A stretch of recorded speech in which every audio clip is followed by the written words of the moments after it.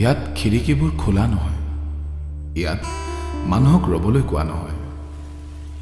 সকলো কবিতাৰ কাহিনী নাথাকে, সকলো হাঁহিত সুখ নাথাকে। কিছু সুখ দুখৰ, কিছু মনৰ কল্পনা, ভাৱনা মোৰ, ভাৱনা আপোনাৰ। ভাৱনাবোৰ প্ৰকাশ হয় এটি কাহিনীৰ ৰূপলৈ। আহক আমি শুনো ভাৱনাৰ একলম।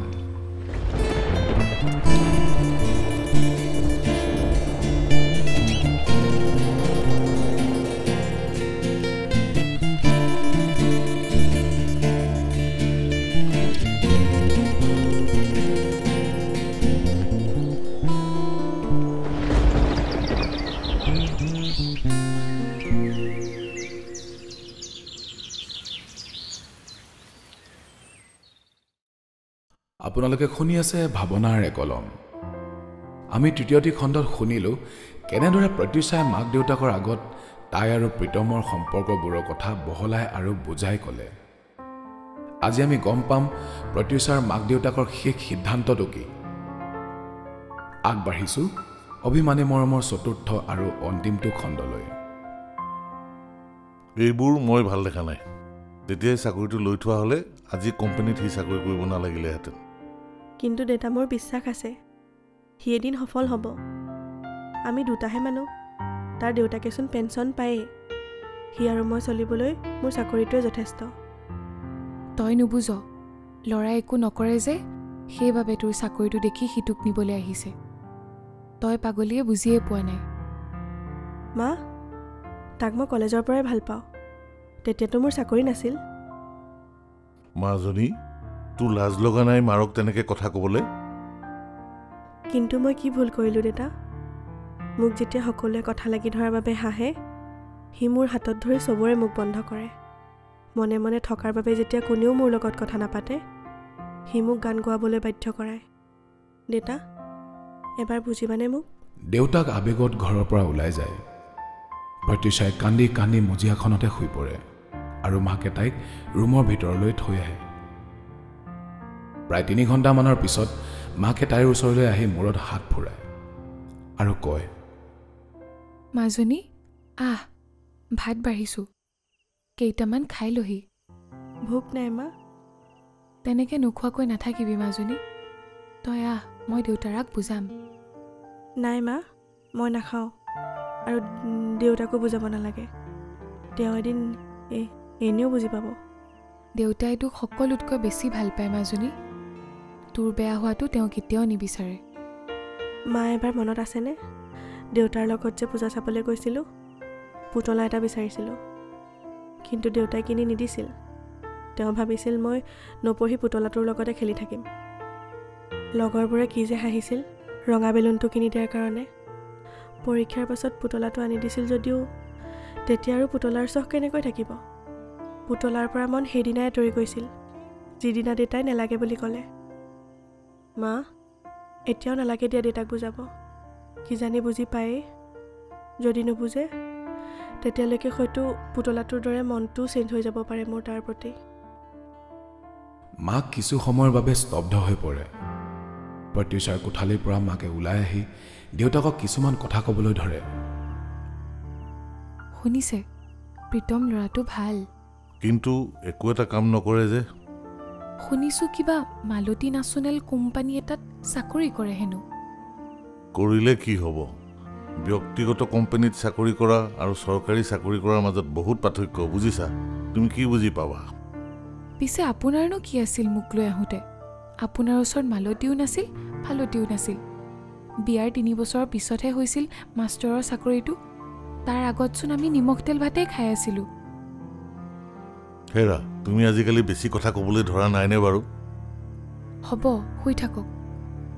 এজনীয়ে ছোৱালী, তাইক মনৰ পচন্দৰ একো এটা বস্তু আজিলৈকে দিব নোৱাৰিলোঁ। মই কি কৰিলোঁ? সৰুৰে পৰা তাইৰ ডাঙৰ স্কুল এখনত পঢ়াৰ বৰ মন আছিল। আপুনি কি কৰিলে? নিজৰ স্কুলত পঢ়ালে তাই বেয়া হ'ব বুলি। পাছ কৰি শিৱসাগৰতেই পঢ়োঁ বুলি কৈছিল। আপুনি কি কৰিলে? দিছিল নে পঠাই BA কৰিবলৈ যোৰহাটত? BA পঢ়ি লাইন লওঁ বুলি কৈছিল। আকৌ সেই DLEDডাল কৰিবলৈ দিলে নে পঠাই আপুনি? সেই মই ইমানখিনি কৰিলোঁ কাৰণে আজি তাই চাকৰিটো কৰি আছে। মোৰ ছোৱালীৰ ওপৰত বিশ্বাস আছিল। আপুনি তাইক টাইমতে পঢ়িবলৈ দিয়া হ'লে হয়তো আজি তাই আৰু ভালদৰে প্ৰতিষ্ঠা হ'ল হয়। বাদ দিয়া, টোপনি আহিছে। তোমাৰ লগত এই ৰাতি 11টা বজাত মোৰ এইবোৰ কথা ডিছকাছ কৰি থাকিবলৈ মন যোৱা নাই। শুৱক আপুনি, মই আজি অকলে হ'লেও কথা পাতিম। মাক দেউতাক দুয়ো এনেদৰে কথা পাতি পাতি শুই গ'ল। প্ৰত্যুষাই বিচনালৈ আহি প্ৰীতমক ফোন লগালে। সি কল নুঠোৱাত উপায় নাপায় দীপক ফোন কৰে।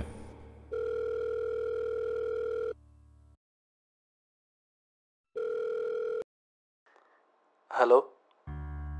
ভালে আছ দীপ? আছোঁ। তোৰ ক ছোৱালী? আছোঁ আৰু দে। পিছে ছাৰৰ লগত কথা পাতিছ নাই? তাকে সুধিবলৈ কল কৰিছিলোঁ। তোৰ কথা পতা হৈছিল নেকি তাৰ লগত? নাই হোৱা তাৰ লগত। কিয়, তহঁতৰ কিবা হ'ল নেকি? নাই অ' দীপ, তইতো জানই তাৰ কথা। আজিকালি সৰু সৰু কথাতেই কাজিয়া কৰে। হয় নেকি? গুৱাহাটীৰ পৰা তাক লগ কৰি অহা আজি 6 দিন হ'ল। ইমান ফোন কৰিছোঁ, উঠোৱা নাই। মই ফোন এটা কৰি চাওঁ তাক। তই চিন্তা নকৰিবি দে। খুৰীক কল কৰিছিলি নেকি? কৰিছিলোঁ। মায়েও কথা পতা নাই বুলি ক'লে। কিন্তু মই জানো সি চাগে মাক তেনেকৈয়ে ক'বলৈ কৈছে। মায়েও ভালকৈ কথা নাপাতিলে নহয়। কিবা হ'ল? তই টেনশ্যন নল'বি, মই ফোন কৰিম দে। হ'ব দে, ৰাখিছোঁ। বাই।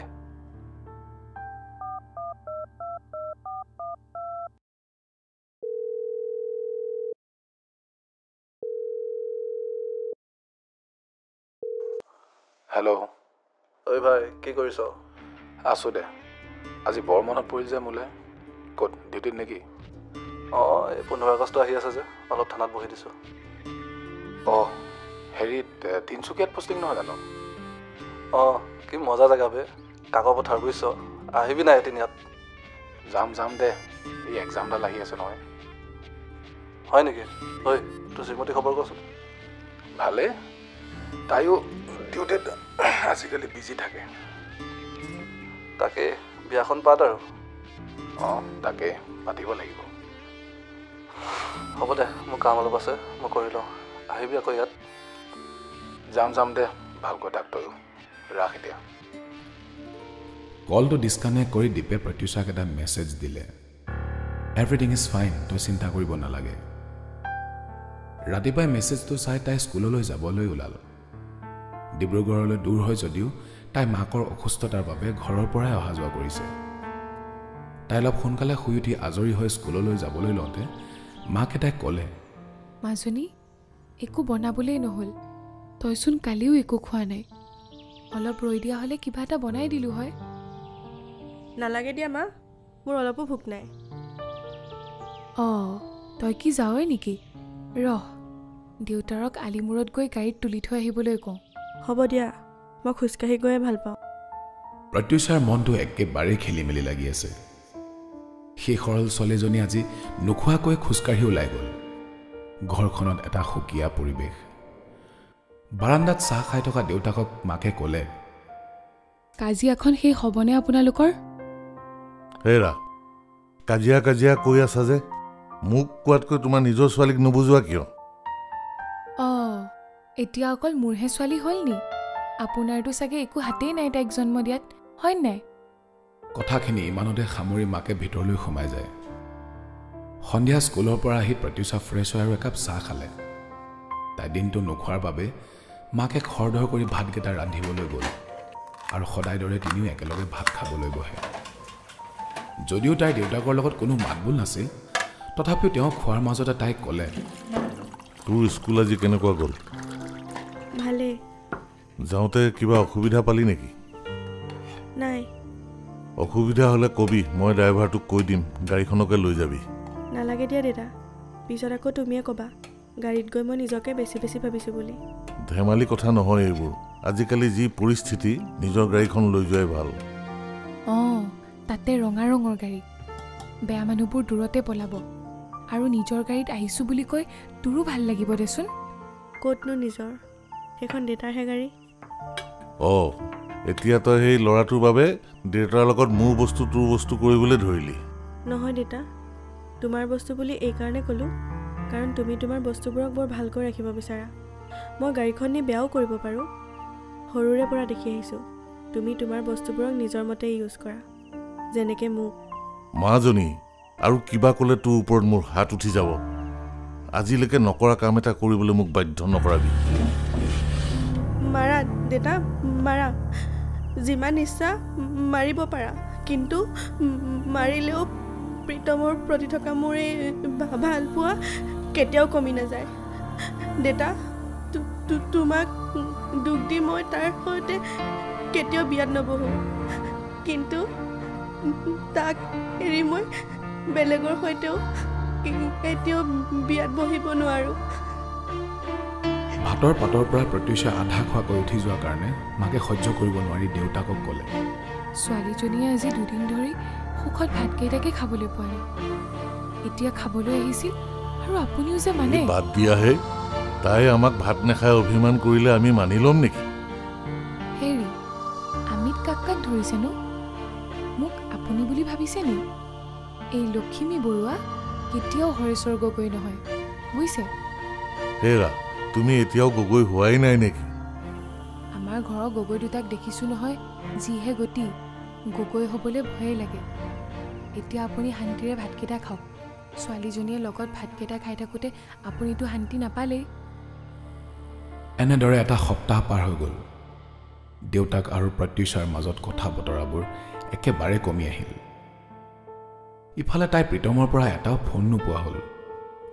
হোৱাটছএপত ব্লকড, ফোন কৰিলেও ন' ৰেছপন্স। বিচনাত বাগৰি তাই এইবোৰকে ভাবিবলৈ ধৰিলে। ভালপোৱা কেনেকৈ হয় জনাই নাছিলোঁ জানা, কিন্তু তোমাক যে মই ভাল পাইছিলোঁ সেই কথা জানিছিলোঁ। তোমাক লগ পোৱাৰ পাছত বুজিব ধৰিছিলোঁ প্ৰেম কি। সেয়ে তোমাৰ প্ৰেমত বাৰে বাৰে পৰিব ধৰিছিলোঁ। জনা নাছিলোঁ এদিন যে হৃদয় খুলি তোমাৰ প্ৰেমত পৰিয়ে তোমাৰ পৰা আঁতৰি আহিব লাগিব। প্ৰথমে কাজিয়া, তাৰ পাছত হোৱাটছআপৰ মেছেজ, তাৰ পাছতেই দুয়োজনৰ মাজত গঢ়ি উঠা স্বাৰ্থহীন বন্ধুত্ব। কিন্তু মোৰ দৰে যে এদিন তুমিও প্ৰেমত পৰিবা সেই কথা কেতিয়াও ভবাই নাছিলোঁ। ভালপোৱা থাকিও মই আজি আধৰুৱা। তুমি যেন ক'ৰবাৰ অচিন দেশত হেৰাই যাব ধৰিছা। আজি বুকুখন বিষাৰ দৰে ভৰি পৰিছে। দুচকুৰে অশ্ৰুৰ নিজৰা বব ধৰিছে। গোটেই ৰাতিটো আজি উজাগৰেই পাৰ কৰিছোঁ। নিজকে প্ৰশ্ন কৰিছোঁ, কিয় এনেকুৱা কৰিলা মোৰ লগত? খং উঠিছে আজি নিজৰ ওপৰতে। কিয় তোমাক ইমান সোনকালেই বিশ্বাস কৰি পেলাইছিলোঁ? কিয় হৃদয় খুলি তোমাক ভাল পাইছিলোঁ? নোপোৱাৰ কথা বেলেগ, কিন্তু পায়ো হেৰুৱাৰ যন্ত্ৰণা বৰ তীখৰ, যি কল্পনাবিহীনভাৱে বুকুৰ মাজত নিস্তব্ধ মনেৰে খুন্দিয়াই থাকে। না সহিব পাৰি, না কাৰোবাক ক'ব পাৰি। এতিয়া আৰু তোমাৰ কথা ভাবি উজাগৰে নিশা পাৰ নকৰোঁ। যদি বেয়া লাগে তুমি ভালপোৱা গানবোৰ শুনিম। তোমাৰ স্মৃতিবোৰৰ লগতেই সুখত থাকিম। মই সদায় তোমাৰ আছিলোঁ আৰু তোমাৰ হৈয়ে থাকিম। আগৰ দৰেই তোমাৰ সৰু সৰু অভিমানবোৰ মোৰ মৰমেৰে ভাঙিম আৰু তোমাক লৈ জীৱনৰ অভিমানী ভালপোৱাৰ কাহিনী লিখিম। কবিতাৰ মাজত সোমাই থকা প্ৰত্যুষাক দেউতাকে আহি মাত লগায় আৰু তাই দেউতাকৰ মাত শুনি উচপ খাই উঠে। মাৰে ভাত বাঢ়িছে, খাই লহি। দেউতা, তোমালোকে খোৱাচোন, মই অলপ পিছতে গৈ আছোঁ। কিয়? তই আজিকালি লগত খাবলৈ টান পাৱ নেকি? টান নাপাওঁ দেউতা, মোৰ অলপ কাম আছে। দেখি আছোঁ আজিকালি তোৰ আমাতকৈও ইম্পৰ্টেণ্ট কাম থাকে। দেউতা, নাই দে, তই তোৰ কামেই কৰ।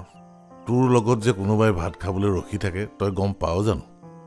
তোৰ কাৰণে আজিকালি কামবোৰ বেছি জৰুৰী আৰু জৰুৰী নহ'লেও তোক চাগে কোনোবাই আমাৰ পৰা আঁতৰি থাকিবলৈ কৈছে তেনেকুৱা একো কথা নাই দেউতা নাই নাই তই তোৰ কাম কৰ দেউতাক তাইৰ ৰুমৰ পৰা ওলাই আহিব লওঁতে প্ৰত্যুষাই পাছফালৰ পৰা দেউতাকক হাবতি ধৰে দেউতা প্ৰীতম সঁচাই ভাল ল'ৰাও কিন্তু তাৰ চাকৰি নাই ন দেউতা সি পঢ়িব সি কৰিব এদিন কিবা নহয় কিবা আৰু নকৰিলে মোৰ চাকৰিটো আছে নহয় দেউতা আৰু চৰকাৰী চাকৰি নকৰিলেওচোন সি এটা ভাল কোম্পানীৰ চাকৰি কৰিয়ে আছে কিন্তু কোম্পানীৰ চাকৰি ভাল হ'ব পাৰে সি তথাপিতো তই এইটো ক'ব নোৱাৰ যে তোৰ মাষ্টৰণী দৰমহা আৰু তাৰ এই কোম্পানীৰ চাকৰিৰ দৰমহাৰে তহঁতি সংসাৰখন ভালকৈ চলাব পাৰিবি মই কি ভাবোঁ জান আচলতে সি তোৰ যোগ্যই নহয় কিন্তু মই তাক ভাল পাওঁ দেউতা মই নাজানো সি মোৰ যোগ্য হয় নে নহয় কিন্তু যদি সি মোৰ সঁচাকৈ যোগ্য নহয় তেতিয়াহ'লে মই এইটো জানো যে তাৰ বাহিৰে আন কোনো মোৰ যোগ্য হ'ব নোৱাৰে মাজনী মই তোৰ কোনো শত্ৰু নহয়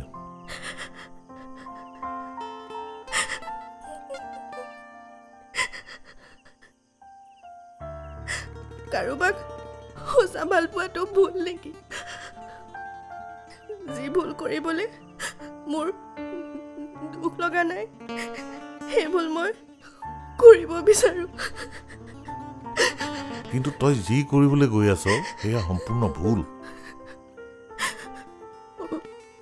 দেউতা আমি ভাল পোৱাৰ আগত কেতিয়াও যোগ্যতা বিচাৰ কৰা নাছিলো আৰু কেতিয়াও নকৰো সুখী হ'বলৈ আমাক এগালমান ধনৰো প্ৰয়োজন নাই আমাক কেৱল তোমাৰ আশীৰ্বাদ লাগে দেউতা মই হাত জোৰ কৰিছো দেউতা আমাৰ ভাল পোৱা আধৰুৱা হৈ ৰ'ব নিদিবা মাজনী দেউতাকে তাইক ক'ব বিচাৰিছিল আই তোৰ লগত মোৰ আশীৰ্বাদ সদায় আছে কিন্তু পিতৃত্বৰে ভৰি থকা এই দেউতাকজনে তাইক একোৱে ক'ব নোৱাৰিলে সেইদিনা তাই গোটেই ৰাতিটো কান্দি কান্দিয়ে পাৰ কৰিলে এফালে প্ৰত্যুষাৰ উচুপনি আৰু আনফালে জীয়েকৰ চিন্তাত শুব নোৱাৰা সেই দেউতাকজন তেওঁ উঠি আহিল লাহেকৈ তাইৰ ৰুমৰ দুৱাৰখন খুলি চালে তাই এতিয়াও হোৱাই নাই প্ৰীতমৰ ফটোখন মোবাইলত উলিয়াই উচুপি আছে মোবাইলৰ পোহৰত ভালদৰে জিলিকি আছে তাইৰ ৰঙা চকুজুৰি আৰু তিতি থকা গাল দুখনি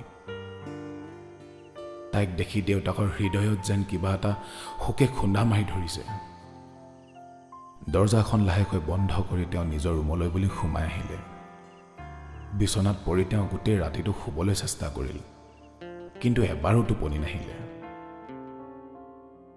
তেনেকৈ ৰাতিপুৱা হ'ল সদায় দৰে আজিও প্ৰত্যুষাই সোনকালে উঠি স্কুললৈ বুলি ওলায় আৰু দেউতাকো বজাৰলৈ যায় হেৰি বজাৰ গোটেইকেইটা কৰিলেনে তাতেই থৈছোঁ মোনাটো কিবা থাকি আহিল যদি কৈ দিবা স্কুলৰ পৰা আহোঁতে মই লৈ আহিম হ'ব গা ধোৱা ঘৰতে গামোচাখন থৈয়ে দিছোঁ গা ধুই আহি সোনকালে ভাতকেইটা খাই ওলাই যাওক নহ'লে স্কুললৈ দেৰিয়ে হ'ব নহয় বোলে ল'ৰা ছোৱালী আহি আহি ৰৈ আছেহি বুঢ়া মাষ্টৰৰ বোলে খবৰেই নাই যাওঁ ময়ো সেই দালিকণ তেল মাৰি লওঁগৈ দেউতাক গা ধুবলৈ যায় আৰু মাকো পাকঘৰলৈ বুলি সোমাই আহে স্কুল যোৱাৰ আগতে দেউতাকে ভাতকেইটা খাব লওঁতে এটা ফোন আহে আৰু ফোনটো ডিছকানেক্ট কৰি তেওঁ মাকক কয় হেৰা জিতেনে ফোন কৰিছিল তাৰ বায়েকহঁত বোলে লখিমপুৰৰ পৰা সি ইয়াতে আছেহি আমাৰ ঘৰলৈ আহিব আজি মোক সুধিছিল মাজনী স্কুলৰ পৰা কেতিয়া আহিব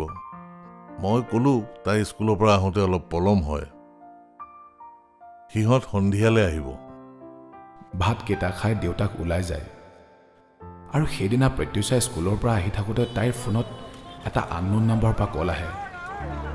হেল্ল' হেল্ল' শুনিছ? অঁ তই এইটো কাৰ নাম্বাৰ? মোৰে। আৰু মোক যে তই ব্লক কৰি থলি? নকৰি এসপ্তাহ ধৰি ক'ত মৰি আছিলি? ইমান ফোন কৰিছোঁ উঠাইছিলি? আৰে খঙত আছিলোঁ। শুনা, আৰে তই বাহিৰত আছ নেকি? আৰু পাছফালে কিহৰ চাউণ্ড এইবিলাক? স্কুলৰ পৰা বাছত ঘৰলৈ গৈ আছোঁ। মাৰ গাটো বেয়া আছিল যে ঘৰৰ পৰা অহা যোৱা কৰিছিলোঁ। ঐ শুনচোন, মই ঘৰৰ পৰাই ফোন কৰিলে হ'বনে তোক? হ'ব দে, ঠিক আছে। প্ৰত্যুষাই ফোনটো ডিছকানেক্ট কৰি দিয়ে আৰু কিছু সময় পাছতে তাই ঘৰ আহি পায়হি। বেচেৰে কিবা এটা খাবলৈ পাইছিলেহে মাত্ৰ। এফালে আলহী আহি তেওঁলোকৰ ঘৰ পালেহি। অ' জিতেন, আহিলি বন্ধু? কিমান দিনৰ পাছত যে তোক লগ পালোঁ। এৰা আলহী আহিছে, আহা আহা বহাহি। জিতেন প্ৰত্যুষাৰ দেউতাকৰ সৰুকালৰ বন্ধু। তেওঁৰ বাইকৰ ল'ৰাটোৰ লগত প্ৰত্যুষাৰ ঘৰলৈ আহে। অ' ভাগিনটো বৰ ডাঙৰ হ'লচোন। সৰুতেই দেখা নহয় তোমাক। কি নাম আছিল তোমাৰ? বাবু। হয়, এনেই আচল নাম মোৰ মেঘৰঞ্জন। অ' মেঘৰঞ্জন। কিবা কৰি আছানে ডেকা ল'ৰা? হয়, মই SBIত চাকৰি কৰি আছোঁ। খুব ভাল কথা। হেৰা শুনিছা? মাজনী চাওঁ তয়ো ওলাই আছোন। অঁ জিতেন দেখোন, ভালে আছানে? নবৌ, ভাল ভাল বিৰাট ভাল। আপুনি মানুহজনী ইমান সুন্দৰী হৈ আছে। আমাৰ ই আকৌ কেনেকুৱা বুঢ়াটো নিচিনা হ'ল। জিতেন, কি যে কোৱা আৰু তুমি। বাবু ভালনে? ইয়াক তোমালোকৰ সেই ছোৱালীজনীৰ বিয়াতেই দেখা। সেই সময়তে বাবুৰ ফোন এটা আহে আৰু সি ওলাই গৈ কথা পাতিবলৈ যায়।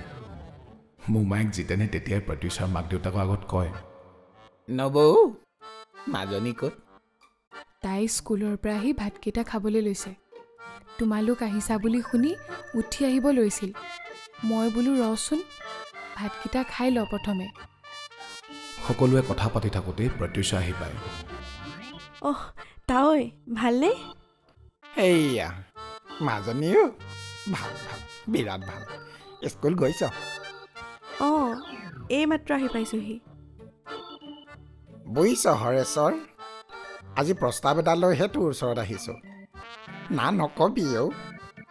আও কি প্ৰস্তাৱ? ভাগিনটো মোৰ, তাৰ বিয়াৰ কথা বাইৰে কৈয়ে আছে। আমিও ভাবিছোঁ তহঁতৰ মাজনী ইমান ধুনীয়া অ', তাইক আমালৈ দি উদ্ধাৰ কৰি দে বন্ধু। অ' তই বৰ বেলেগ প্ৰস্তাৱ লৈ আনিলি জিতেন। তই মোৰ মানুহজনীকে লৈ যা, কিন্তু ছোৱালীজনী মই নিদিওঁ বুজিছ। তই মোক একদম বেয়া নাপাবি। মানে এইজন যে আমাৰ কি যে কয়, হেৰি এই বুঢ়া বয়সত আপোনাৰ পকতি লৰিছে নি? জিতেন, মাজনীৰ অহা বছৰলৈ বিয়া বুজিছ। যোৰহাটৰ ল'ৰা, বৰ ভাল ল'ৰা। গুৱাহাটীৰ কোম্পানী এটাত চাকৰি কৰি আছে। তই দেৰি কৰিলি নহয়। হয় নেকি? কথাটো একদম মই অসমত ক'লোঁ।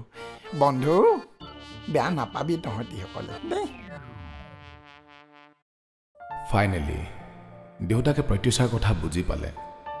দেউতাকৰ কথা শুনি তাই ভিতৰলৈ সোমাই যায় আৰু সেইফালৰ পৰা মাকো তাইৰ পিছে পিছে যায়। মাকক তাই জোৰছে সাৱটি ধৰি কান্দিহি দিয়ে। সেই সময়তে মাকক দেউতাকে মাত লগায়, হেৰা চাহ হ'লনে? অঁ হ'ল, নিছো ৰ'ব। মাক আৰু প্ৰত্যুষাই দুইজনীয়ে চাহ লৈ আহোঁতেই বাবু ভিতৰলৈ সোমাই আহে। বাবুক দেখি শ্বক হৈ প্ৰত্যুষাই কয়, মেঘ? আৰে প্ৰত্যুষা, তই?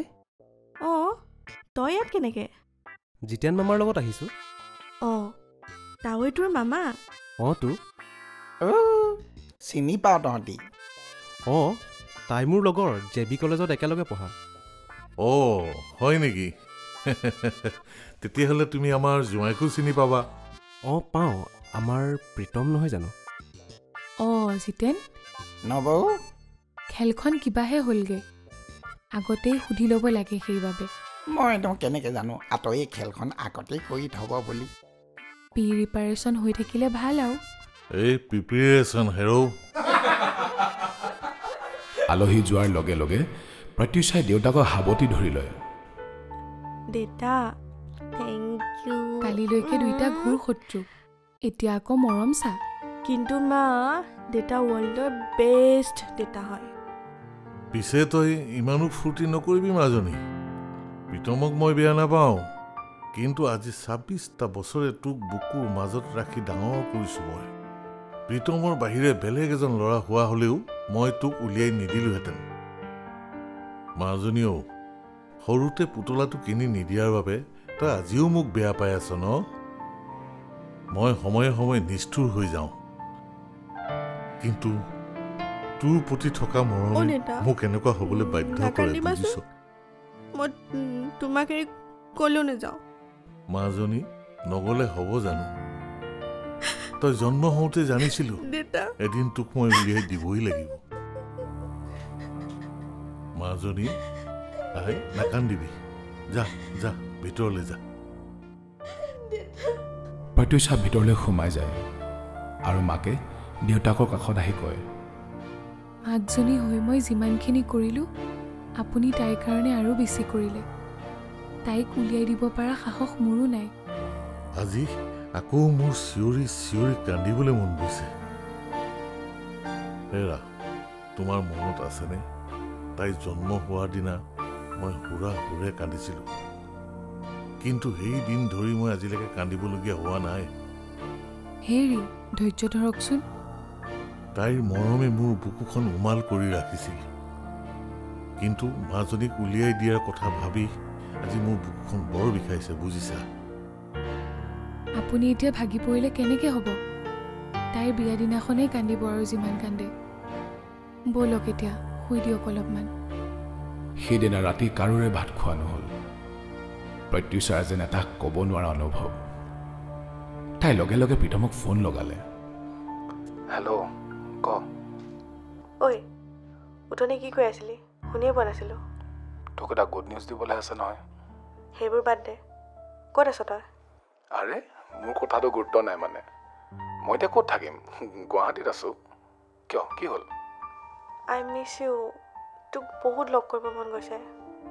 তেনেকৈ নকবি দেই ছোৱালী, এতিয়া গুচি যাম আকৌ। গুচি আহ। ঐ ঐ ঐ, কি হ'ল কি তোৰ? কিয় এনেকৈ কৈ আছ? তই আহচোন প্লিজ, তোৰ লগত বহুত ইম্পৰ্টেণ্ট কথা পাতিবলৈ আছে। দেহা, সময়টো চাইছনে? এতিয়া বাছত উঠিলেও কাইলৈ ৰাতিপুৱা যোৰহাট পামগৈ, আৰু শিৱসাগৰলৈ তাতকৈ দূৰ। টাইম লাগিব ন? আৰে গুচি আহ না আজিয়ে। সঁচাকৈ কৈছ মানে? হা, ৰহ, তেনেহ'লে টিকেট বিচাৰিব লাগিল। সেইদিনা ৰাতি প্ৰীতম ঘৰলৈ গুচি আহিল। ঘৰত সোমাই সি অলপ ফ্ৰেছ হৈ লয়। ভাগৰ লাগি থকাৰ বাবে সি অলপ ৰেষ্ট লৈ শিৱসাগৰলৈ বুলি ওলালে, আৰু ইফালৰ পৰা দীপ আৰু কপিলকো মাতি পঠিয়ালে। দিনৰ 12মান বজাত গোটেইকেইটা জয়সাগৰ পুখুৰী পাৰতে লগ পালে। অলপ পাছত প্ৰত্যুষাও আহি তাতে উপস্থিত হ'ল। অহ, আহি গ'ল মেডাম। আহিলোঁ দেই, তহঁতি ক'ৰ পৰা ওলালিহি? ঐ, এনেকৈ নকবি দেই, এই মাতি পঠিওৱাৰ কাৰণে ডিউটি চিউটি এৰি থৈ আহিছোঁ। কিমাননো ডিউটি কৰিবি ভাই, আহিবি আকৌ। এনেকৈ লগ চগ ধৰি থাকিবি মাজে মাজে, তেতিয়া ভাল লাগে। সেইটো পিছে হয়। আজি মই মোৰ এনিভাৰ্চাৰী এৰি থৈ আহিছোঁ। নাজানো আৰু তাই মোৰ মূৰটো কি কৰে। অঁ, এনিভাৰ্চাৰী নেকি? ব'লচোন দোকানৰ পৰা আহোঁগৈ। কিয় বাৰু? বা, চাকৰি কৰি চিকটাই হৈ আছ নেকি তই? বৈ না ভাই, বৈ বৈ। দীপ আৰু কপিল ওচৰৰ দোকানখনলৈ গ'ল। ক'ব গ'লে সিহঁত দুটাই প্ৰীতম আৰু প্ৰত্যুষাক অলপ প্ৰাইভেচি দিব বিচাৰিছিল। ঐ ছোৱালী, কি হ'ল, নামাত নেকি মোক? নামাতো। আচ্ছা, নামাত। তেতিয়াহ'লে ইমান দূৰৰ পৰা একে ৰাতিৰ ভিতৰতে কিয় মাতি আনিছিলি মোক? তোক কৈছিলোঁহে, তইনো কিয় আহিলি? আচ্ছা, এতিয়া মানে তই মোৰ লগত ফেপেৰি পাতিবলৈ মাতিলি। চুপ থাক আৰু ইয়াত আহি বহি।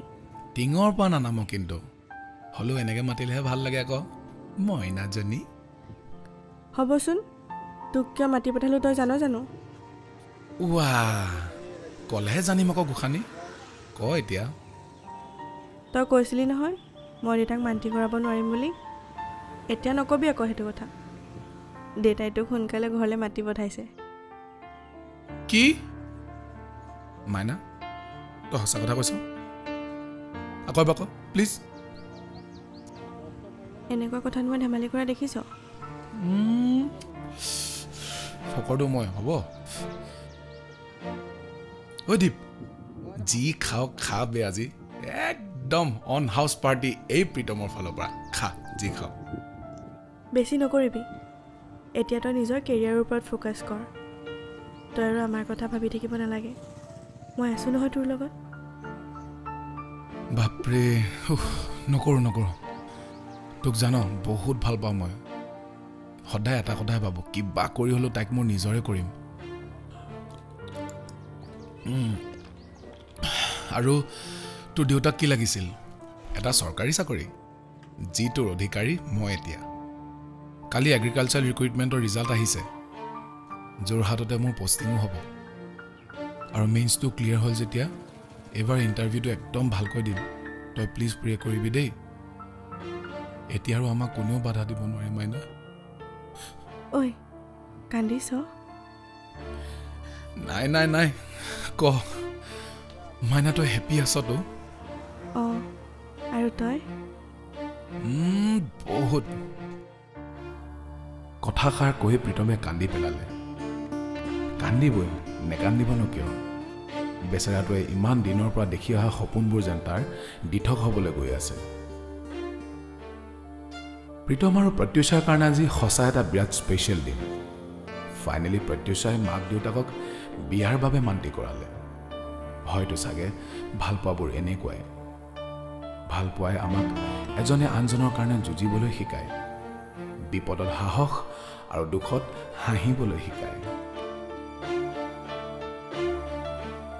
এয়াই আছিল আমাৰ ভাৱনাৰ একলমৰ প্ৰথমটো কাহিনী অভিমানী মৰম আপোনালোকলৈ কেৱল এটাই অনুৰোধ কাহিনীটো শুনি কেনেকুৱা পালে আমাক কিন্তু কমেণ্ট ছেকশ্যনত জনাবলৈ নাপাহৰিব আকৌ এটি নতুন কাহিনী লৈ আপোনালোকৰ মাজলৈ উভতি অহাৰ প্ৰতিশ্ৰুতিৰে ধন্যবাদ